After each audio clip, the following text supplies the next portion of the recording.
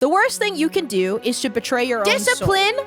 Does not necessitate Alysa suffering. Liu, child prodigy. Yuzuru Hanyu was the first ever skater to attempt Quad God. I want to keep doing this, but I want to keep doing this the way that I want to do it. This is a presentation on figure skating. You will learn something, but it will be in a fun manner. Oh, say hi to YouTube. Hi, YouTube. Hi, editors. Hi, YouTube. Let's get into it, shall we? On today's menu, we have somebody trying to break the limits of the human body and somebody choosing a life they want to live on their terms and the insane payoff from it. What is figure skating? Who is the quad god? And who is Alysa Liu? Next slide! Figure skating and its elements can be best described as a mix of acrobatics and the dance genres of jazz and ballet. The scoring system of figure skating relies on the skater telling the judges what they plan to execute in their routine. For the first person to cover, we're focusing on jumps. Did you know that the backflip was illegal? You weren't allowed to backflip on ice and get points for that. They're like, that's so dangerous, you're not allowed to do it. I think they just legalized it this year. The axle! The specific jump of interest, there are 6 kinds of jumps, is the oldest and the hardest, the axle. I don't think I could do an axle. I think I never got to this point in my colorful and illustrious figure skating career of 4 years when I was a child. A single axle involves jumping forwards on one foot, rotating halfway midair, and landing backwards on the other foot with the jumping leg now raised. Wait, no, I can do this. I know how to do this. Now do it! Rotate 4 times midair and see what happens. This is like my personal anecdotal story from figure skating. A lot of the training that I saw while I was a figure skater was actually like gym training. It was making sure your body was strong enough to allow you to do the things on ice, and then you just become really jacked, and then you go on ice. Introducing the quad axle. Since its invention, it has taken nearly a century for the triple axle to be successfully landed. The first successful men's triple axle was in 1978 by Vern Taylor, while the first women's triple axle was successfully landed by Midori Ito in 1988. Only as recent as 2018, Yuzuru Hanyu was the first ever skater to attempt a quad axle at the Pyeongchang Olympics. And I feel like attempt is underlined because I'm pretty sure he fell.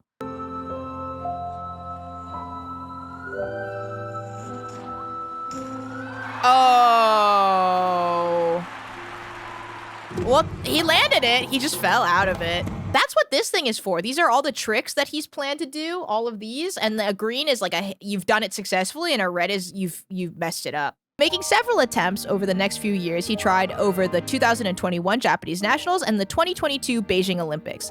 Those attempts often resulted in under-rotations or hitting the right amount but not landing right. His consistent attempts at hitting the jump came with pressure from media, with his attempts being framed as not quite being enough, instead of literal attempts at breaking the limits of his body. They were like mean as hell to him, and he was trying something that wasn't even allowed. It's a crazy sports journalism shot too. It's really cool. You can see how strong he enters into it.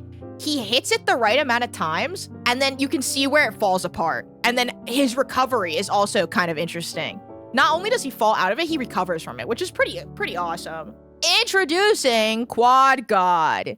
In 2022, seemingly completely out of nowhere, Ilia Malinin, thank you, a skater soon to make his professional debut, started uploading videos of himself landing a quad axle. That same year, during his debut, he lands the first ever quad axle in competition at US International Figure Skating Classic. Since then, he's branded himself as Quad God. All that was missing was for him to land his quad axle at the Olympics. Since 2018, the Olympics allowed for any non-copyrighted music to be used for skaters' programs, so Ilia leaned in further into his brand and created his own track. What? He did? He made his own track! Oh my god, not him falling down! Oh! That's a gnarly fall. Does he hit his head?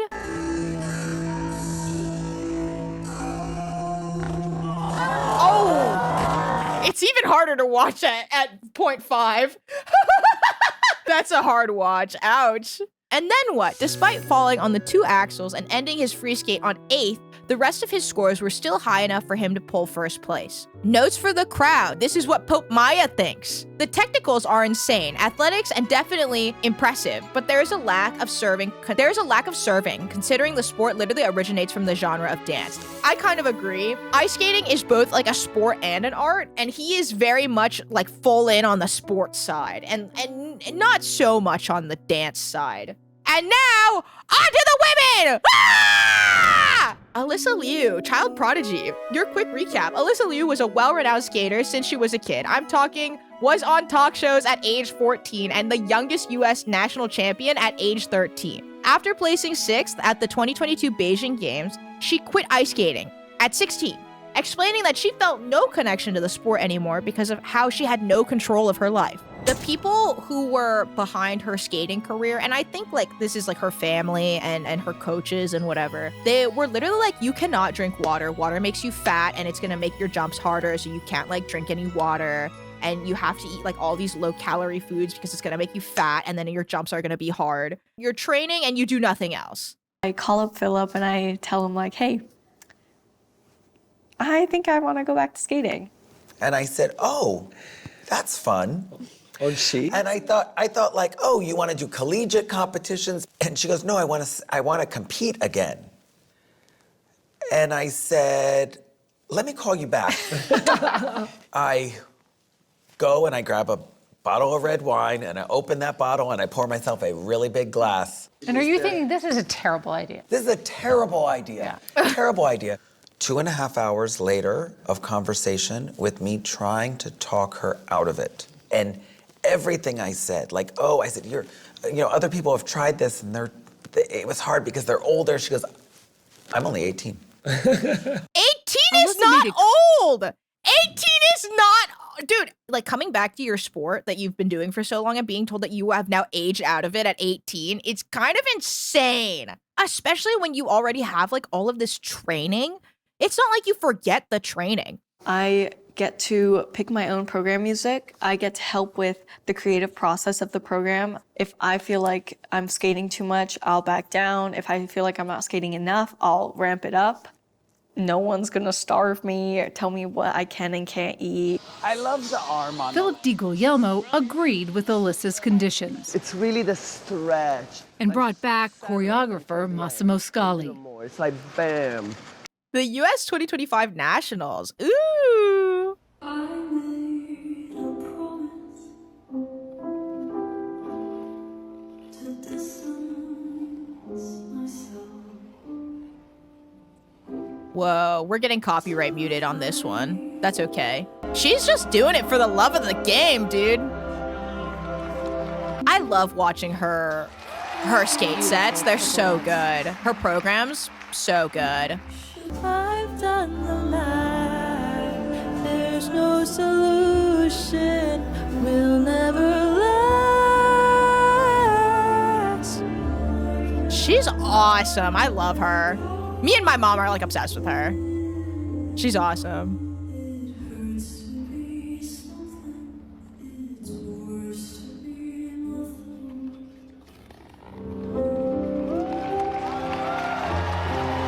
Her form is crazy.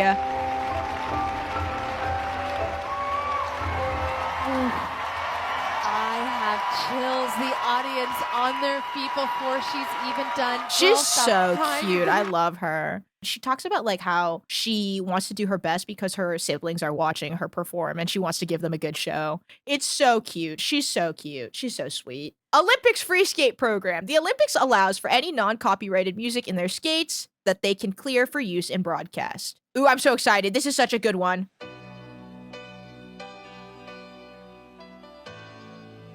She said, I don't need a medal. I just need to be here and show people what I can do. But what she doesn't know, if she does that, probably means a medal. She is so strong. Look at her legs. The figure skating is her weights. I love her. She's awesome. Maya geeking out about music. So the song that she chose for her like 2025 nationals is a Leve song. And she's framing her decision to come back to skating like it's a love she can't walk away from. So the choices with her music are very intentional. For a lot of skaters, their coaches will pick their songs or their choreographers will pick their songs, but she wants to choose her own music. And the real kicker, this medley is 17 bumbleclot minutes. Feel free to skip or shake ass if you'd like. The MacArthur Park Suite, a 4-song medley about losing love and not being sure if you will ever be capable of loving ever again. Her love in this situation is skating, and how much of her time further fits the idea that she could never have the recipe, love anything like that ever again. Does the song matter when deciding if you get the gold medal? No, it doesn't. That's purely artistry. So do you remember we were talking about ice skating is both like a sport and an art, and he is very much like full in on the sports side and not so much on the dance side. So the song has no bearing on whether or not you score well in terms of the sport.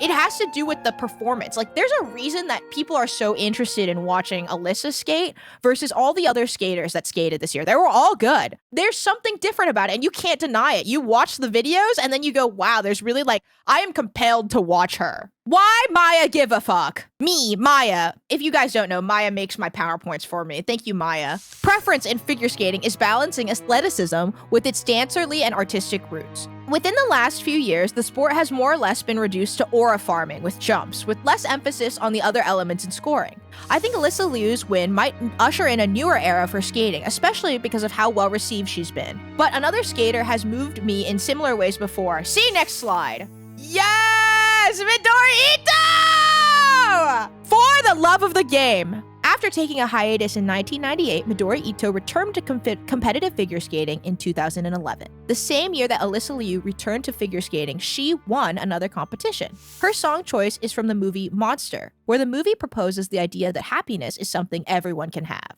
Midori Ito. Yes!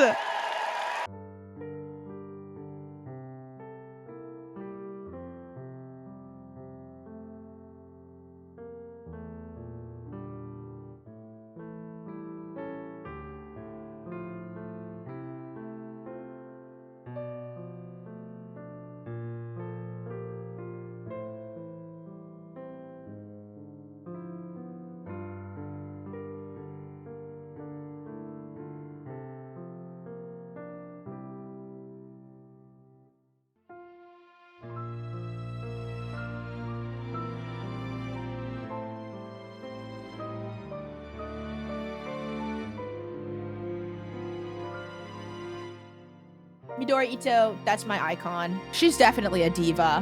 Yeah. She was going through chemo and cancer treatment and getting her lymph nodes taken out of her fucking body. And she was like talking to us, like me and my mom. And she's like, I really like ice skating. I think I'm gonna be a competitive ice skater.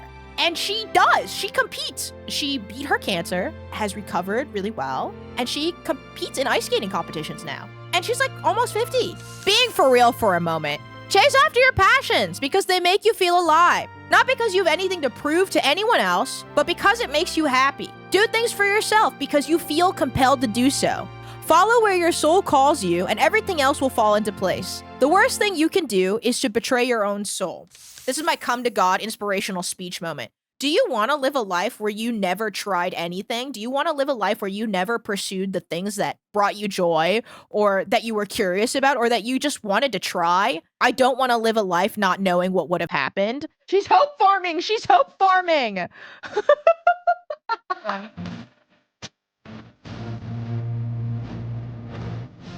She's so cute.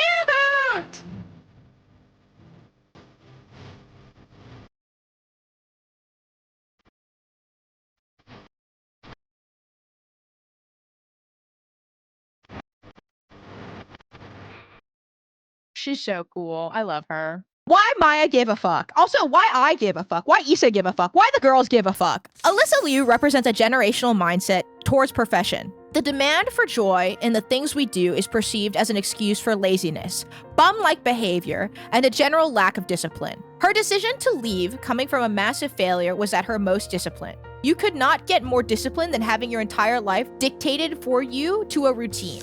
Her comeback comes from the fact that she realized just how much joy ice skating actually gave her. She still practiced like crazy, but on her own terms. Her comeback to competing shows that discipline does not necessitate suffering. Discipline does not necessitate suffering. I feel a very similar way. Like, I feel like what I do is so unserious. I get on here, I talk out my ass, and then I go make music. That's my job. And I'm really disciplined. I do a lot of work, but I don't suffer. I really enjoy my job. There was actually a point in time where I thought about leaving streaming because it wasn't really feeling fulfilling for me anymore, and I kind of just felt like I was doing things to do them, and I wasn't making music that I wanted to make. I was just making whatever I thought would do really well. And then I had like this come to God moment where I kind of took a step back from streaming a little bit, and I was like, I want to keep doing this, but I want to keep doing this the way that I want to do it. And I really like it. It's fun the way that I do it. But then I came along and she found joy again. You make me contemplate walking into traffic at least once a month, so good on you. One last hit of pure whimsy for the girls. Oh, this is a really good. This is just a performance for fun. It's so cute. Have you guys seen this? This is such a cute performance.